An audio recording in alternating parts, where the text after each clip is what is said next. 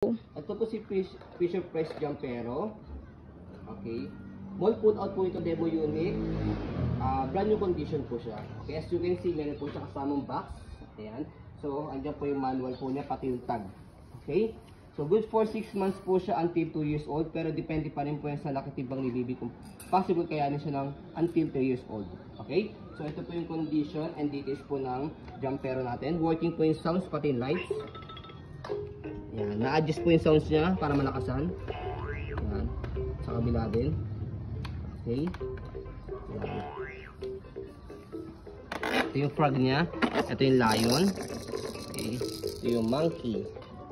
And then, ito... Monkey din. Monkey din yata yan. Or tarsier. Yan, carabao. Bee, butterfly. Okay. Hindi siya madilaw. So, ito pong seating seat niya is nalo-rotate po siya. Ayan. So, kung gusto maglaro ni baby rito sa side na to, dito sa side na to, dito, pwede siya. Okay? So, ayan. So, na-adjust din po ito. So, ayan. Dito nyo po siya a-adjust sa ilalim. Ayan. Manual po yan. Madali lang naman po siyang assemble saka i-adjust. Ayan. Pag i-adjust nyo po siya, tatanggalin nyo lang dito. Yan, tapos adjust sa number 1 or 2 or 3 depende po sa tangkad ni baby para mag-bounce po siya. Lagi mo sa inaya. Ayan.